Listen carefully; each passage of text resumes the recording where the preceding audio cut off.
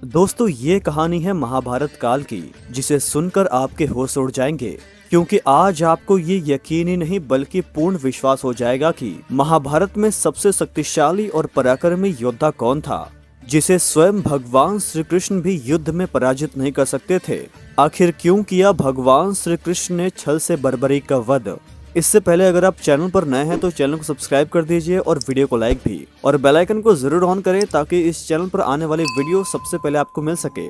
दोस्तों, अर्जुन के बड़े भाई महाबली भीमसेन एक महान योद्धा थे। माना जाता है कि भीम में 10,000 हाथियों का बल था। उनका विवाह एक राक्षसी हिडिंबा के साथ हुआ था, जिससे इनका पुत्र हुआ, जिसका नाम घटोत्कच था। एक बार देवी हिडिंबा के घोर तपस्या से प्रसन्न होकर भगवान श्री कृष्ण ने उन्हें दर्शन दिए और उनसे बोले कि हे देवी हिडिंबा, अब तुम संसार में ही रहकर भी तपस्या कर सकती हो। और बोलते हैं, वीर घटोत्कच, अब तुम दोनों प्रकट हो जाओ। दोनों प्रकट होकर माता का आशीर्वाद प्राप्त करते हैं। देवी हिडिंबा कहती हैं, परंतु यह सुंदरी कौन है? तब माधव कहते हैं कि ये प्रयाग ज्योतिषपुर की युवरानी कामकंटका हैं, तुम्हारी होने वाली बहू, और इन्हीं के विवाह के लिए हम तुम्हें इंद्रप्रस्थ ले जाने आए हैं। और विवाह के बाद ये तुम्हारी बहू घटोत्कच के रूप में एक धर्मात्मा और महान योद्धा को जन्म देने वाली है। और कामकंटका के पुत्र को धर्मात्मा बनाने का दायित्व मैं तुम्हें सौंपता हूँ। और ये शुभ कार्य तुमसे बेहतर और कौन कर सकता है,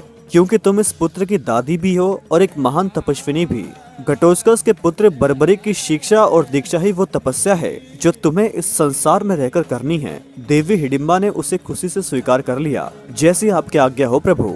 जब कामकंटका ने भगवान श्री कृष्ण के आशीर्वाद अनुसार एक सुंदर बालक को जन्म दिया, तो दादी हिडिंबा ने वासुदेव के आदेश अनुसार बर्बरी को एक धर्मात्मा बनाने के लिए उसे अच्छी अच्छी कहानियां सुनाकर उसमें धार्मिक संस्कार सींचने लगी। समय के साथ धीरे धीरे बर्बरीक बड़े होने लगे। एक दिन बर्बरीक अपनी दादी हिडिंबा से पूछते हैं कि आपने मुझे सारा ज्ञान दिया, पर यह नहीं बताया कि मुक्ति क्या होती है और कैसे मिलती है। तब उनकी दादी हिडिंबा कहती हैं, पुत्र बर्बरीक, मुक्ति मनुष्य के जीवन का परम उद्देश्य होता है, जिसे पाकर मनुष्य जीवन और मृत्यु के चक्र से मुक्त होकर सदा सदा के लिए भगवान के परम धाम को प्राप्त हो जाता है। इस मुक्ति को प्राप्त करने के लिए मनुष्य को कई कई जन्म लेने पड़ते हैं। बर्बरी कहते हैं, ये तो बड़ा लंबा चक्र है।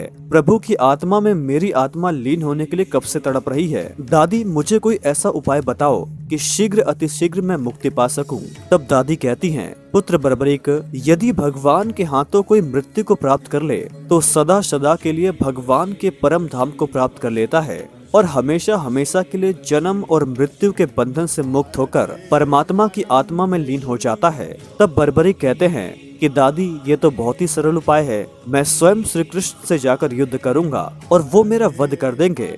फिर मैं जन्म जन्मांतर के चक्र से मुक्त हो जाऊंगा। तब दादी कहती हैं, बर्बरीक, भगवान श्री कृष्ण किसी को अकारण ही नहीं मारा करते, और वो फिर तुमसे युद्ध क्यों करेंगे? तुम्हारे पास तो उनके टक्कर के अस्त्र भी नहीं है। उनके पास तो सुदर्शन चक्र भी है, जिसका तोड़ किसी के पास भी नहीं है। मैं घोर तपस्या करके महान अस्त्रों का ढेर लगा दूंगा और फिर श्री कृष्ण को मुझसे युद्ध करने के लिए विवश कर दूंगा, और फिर मैं देखता हूँ कि वो मेरा वध कैसे नहीं करते हैं। इसके बाद बर्बरीक तपस्या करने के लिए मैं सागर संगम तीर्थ स्थान पर गए और घोर तपस्या शुरू की।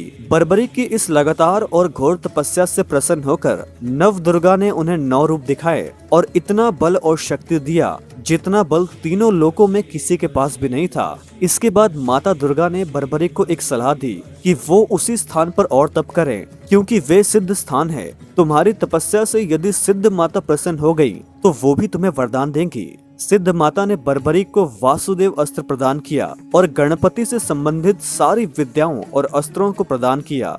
इस पर भी बर्बरीक को संतुष्टि नहीं हुई, तो वो और अधिक तपस्या करके देवी सिद्धाम्रिका से अपराजित वैष्णवी महाविद्या प्राप्त करके अजय बन गए। इन सारी विद्याओं और अस्त्रों से संपन्न होने के बाद तब बर्बरी की शक्ति और पराक्रम से कौरवों की सेना में खलबली मच गई।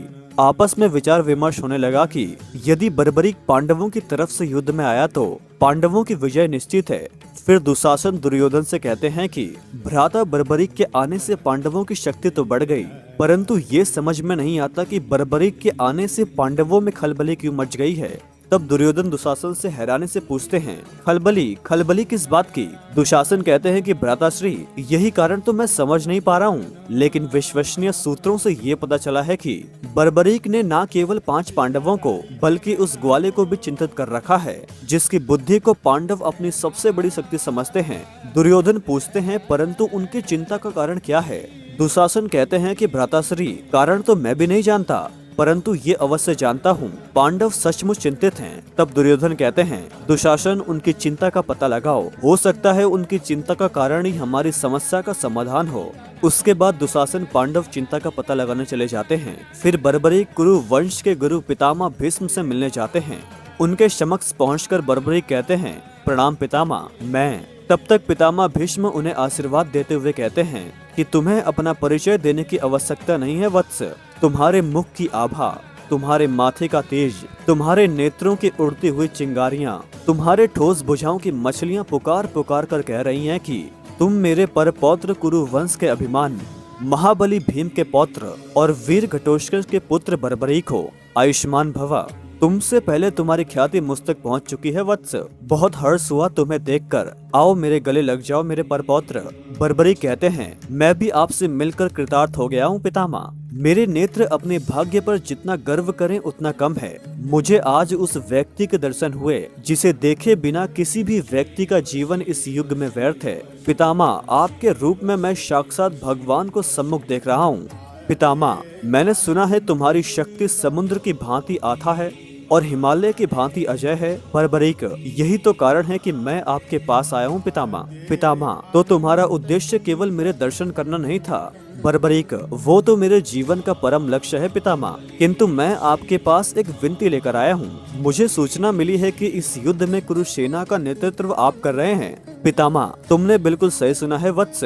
बर्बरीक, मैं नहीं चाहता कि मैं अपनी अपार शक्तियों का प्रयोग उस महान व्यक्ति पर करूं जो इस युग में नहीं बल्कि हर युग में वीरता और वचनबद्धता का प्रतीक बनकर जीवित रहने वाला है। मैं आपसे विनती करता हूं पितामह कि आप रणभूमि पर ना आएं। पितामह भीष्म कहते हैं, एक मार्ग और भी है वत्स कि रणभूमि में तुम न आओ। बर्बरीक, ये नहीं हो सकता पितामह। यदि ऐसा होता तो मैं आपके पास विनती लेकर आता ही क्यों? मैं अपने परिवार के लिए प्रतिबद्ध हूँ, मैं ऐसा नहीं कर सकता। पितामह, जो तुम नहीं कर सकते वो मुझे करने के लिए क्यों कह रहे हो वत्स?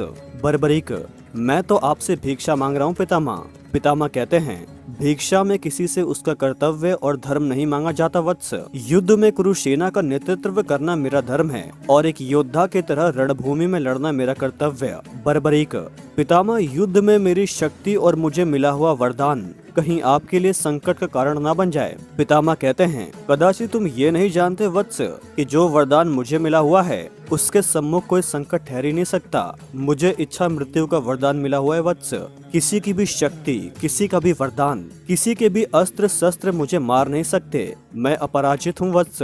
बर्बरीक कहते हैं कि फिर मैं क्या करूँ पितामह? पितामह कहते हैं, वही करो जो तुमने निर्णय लिया है और हर प्रश्न का उत्तर तुम स्वयं ढूंढने की कोशिश मत करो वत्स। कुछ प्रश्नों के उत्तर केवल नियति और समय के पास होते हैं। बर्बरीक, मुझे क्षमा कीजिए पितामह, मैं ये कदापि नहीं चाहता कि आप रणभूमि पे मेरे सामने आएं। पितामह, चाहने या ना चाहने से कुछ नहीं होता वत्स। चाहता तो मैं ये भी था कि ये युद्ध कदापि ना हो और तुम भी कुछ मत चाहो। आगे जो भी होगा उसे नियति पर छोड़ दो। तुम्हारे चाहने या ना चाहने से कुछ नहीं होने वाला। जो कुछ भी होने वाला है उसे ना मैं रोक सकता हूँ और ना तुम। जाओ वत्स, जो निर्णय लिया है उसे पूरा करो। अब तुम्हारी और हमारी भेंट रणभूमि में होगी। आयुष्मान भवा। उधर बर्बरीक के युद्ध कौशल को लेकर 5 पांडवों में खलबली मची हुई थी। अर्जुन कहते हैं, भ्राताश्री, पौत्र बर्बरीक को इस युद्ध में रोकना अति आवश्यक है। कुरुसेना तो ऐसे ही बहुत विशाल है। ऐसे में यदि बर्बरीक भी उनसे जा मिला तो हमारी सेना तिनकी की तरह एक पल में हवा में बिखर जाएगी। तब महाबली भीम कहते हैं कि यदि किसी रोग की दवा जहर है तो उस रोग को खत्म करने के लिए जहर को पीना पड़ता है। यदि मेरा पौत्र सारे कुल और सारे सिद्धांतों के लिए संकट बनकर आया है तो मुझे स्वयं अपने हाथों से अपने पौत्र बर्बरीक को समाप्त करना ही होगा। मैं बर्बरीक का वध करूंगा। तब महर्षि कहते हैं, तुम जो करना चाहते हो भीमसेन, वो कार्य तुम्हारे बस का ही नहीं है। भीम, क्यों महर्षि? क्योंकि बर्बरीक तुम्हारी शक्ति की सीमा के उस पार खड़ा है जहां तक तुम पहुंच भी नहीं सकते भीमसेन। बर्बरीक की सीमा को सिर्फ वही पार कर सकता है जो हर सीमा का अंत भी और आरंभ भी हो। जो शक्ति को जन्म भी दे सकता हो और उसका नाश भी कर सकता हो। और ये गुण केवल और केवल देवकी नंदन वासुदेव श्री कृष्ण में ही है। वही इस संकट का समाधान कर सकते हैं। महर्षि के इतना कहते ही स्वयं भगवान श्री कृष्ण वहाँ पहुँच जाते हैं। प्रणाम महर्षि, प्रणाम बड़े भैया, चिरंजीवी भवा। किस बात पर चर्चा हो रही है? तब भीमसेन कहते हैं, कुछ कीजिए प्रभु, कुछ कीजिए, बर्बरी को रोके नहीं तो अनर्थ हो जाएगा। महर्षि कहते हैं कि वासुदेव को बहुत ही कठोर निर्णय लेना होगा। वासुदेव कहते हैं, निर्णय कठोर या विनम्र नहीं होता महर्षि, निर्णय का तो संबंध न्याय और अन्याय से होता है। निर्णय जिसके पक्ष में होता है उसे वो न्याय समझता है और जिसके विरुद्ध जाता है उसे वो अन्याय लगता है। प्रश्न ये है कि यदि हमने कोई निर्णय लिया तो क्या वो सबको स्वीकार होगा? तब पांडव कहते हैं कि आप कोई गलत निर्णय ले ही नहीं सकते वासुदेव, और आप जो भी निर्णय लेंगे वो हमें स्वीकार होगा। महर्षि कहते हैं, संकोच की बात नहीं है केशव, जो बात विधि ने अपनी लेखनी से लिख रखी है उसे कोई मिटा नहीं सकता। उसके बाद भगवान श्री कृष्ण वहाँ पहुँच जाते हैं जहाँ बर्बरीक अपनी ध्यान मुद्रा में लीन तपस्या कर रहे थे। तब बर्बरीक अपने ध्यान से बाहर आते ही भगवान श्री कृष्ण को प्रणाम करते हैं। वासुदेव पूछते हैं, हमने तुम्हारा ध्यान तो नहीं तोड़ दिया बर्बरीक? अवश्य तोड़ दिया है दादाश्री, अगर नहीं तोड़ते तो मुझे दुख होता। यदि ध्यान ना टूटता तो कैसे आपके दर्शन होते? जिसके सुगंध से ही मन मोहित हो जाता है वही फूल सामने आ जाए और आंखें बंद रहें तो इससे बड़ी दुर्भाग्य की बात क्या हो सकती है? मैं आपके ही ध्यान में मग्न था दादाश्री, आपने आने का कष्ट क्यों किया? मुझे बुला लिया होता। वासुदेव कहते हैं, अवश्य बुला लिया होता वत्स, किंतु विधि का ये नियम है कि प्यास लगी हो तो प्यासे को ही कुएं के पास जाना चाहिए, कुआं प्यासे के पास नहीं आता। बर्बरीक, इसका मतलब दादाश्री आपको मेरी सेवा की आवश्यकता है। श्री कृष्ण, हाँ बर्बरीक। अहो भाग्य दादाश्री, मेरे अहो भाग्य, मैं धन्य हो गया दादाश्री, आप आज्ञा कीजिए। बर्बरीक, तुमने गुरु विजय सिद्ध सेना से जो बाण प्राप्त किए हैं उनकी महिमा तो बताई, परंतु वो तुमने दिखाई नहीं। बर्बरीक, जी दादाश्री, मैं अभी लाता हूँ। तब बर्बरीक अपने उन 3 सिद्ध बाणों को श्री कृष्ण जी के पास ले आते हैं और उनके हाथों में देते हुए कहते हैं, ये रहे वो चमत्कारी बाण दादाश्री, ये है वो पहला बाण, लक्ष्य चाहे जहाँ भी छिपा हो उसे निकालकर एक ही जगह पर एकत्रित कर देता है और दूसरा बाण उसे समाप्त कर देता है। तब वासुदेव पूछते हैं, और तीसरा बाण वत्स? वो अतिरिक्त है दादाश्री, उसे चलाने की आवश्यकता ही नहीं पड़ेगी। अब तो इन बाणों को देखकर इनके चमत्कार देखने की इच्छा और बढ़ती है वत्स। बर्बरीक, सामने कोई ऐसी वस्तु नहीं है दादाश्री जिन पर इन बाणों का प्रयोग करके इनका चमत्कार दिखा सकूं। वासुदेव कहते हैं, वत्स बस तुम यूं समझ लो, ये वृक्ष जिसके नीचे तुम ध्यान मग्न थे, ये वृक्ष नहीं शत्रु की सेना है और इसका हर पत्ता एक सैनिक है और तुम्हें इस सेना को समाप्त करना है। तब बर्बरीक अपने एक बाण की शक्ति का संधान कर रहे होते हैं। उसी के बीच श्री कृष्ण उस पेड़ के एक पत्ते को तोड़कर अपने पैरों के नीचे छिपा लेते हैं, सिर्फ ये जानने के लिए कि जिसकी रक्षा स्वयं भगवान श्री कृष्ण करें, क्या वो भी बर्बरीक के बाणों से बच सकता है या नहीं।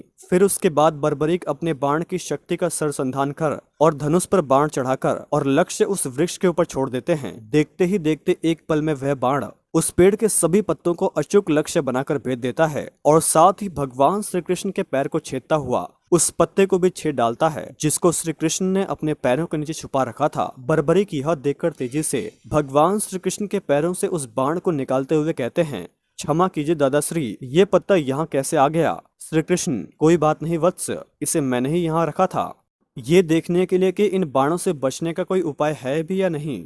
निसंदेह तुम्हारी सिद्धि अद्भुत है, इसकी जितनी प्रशंसा की जाए उतना कम है। इन बाणों का लक्ष्य अचूक है वत्स। बर्बरीक, आपसे एक विनती है दादाश्री, इस पैर को सदा बचाए रखिएगा, इस पर कोई और बाण न लगने पाए, क्योंकि मेरे बाण ने आपके पैर में मुंह बना दिया है। तब भगवान श्री कृष्ण बर्बरीक से पूछते हैं, अच्छा ये तो बताओ वत्स, तुमने अपने गुरु विजय सिद्ध सेन को वास्तव में वचन क्या दिया था? बर्बरीक कहते हैं कि मैं उस ओर से युद्ध करूंगा जो दुर्बल और कमजोर हो।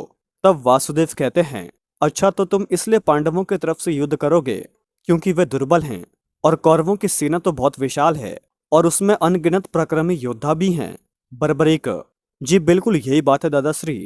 तब फिर माधव बर्बरीक से पूछते हैं, यदि कल कौरवों की सेना दुर्बल पड़ने लगी तो? बर्बरीक कहते हैं कि तो मैं अपने वचन के अनुसार कौरवों से जा मिलूंगा और फिर उनकी तरफ से लड़ूंगा। तब श्री कृष्ण पूछते हैं कि तुमने ऐसा वचन देने से पहले कुछ सोचा नहीं वत्स?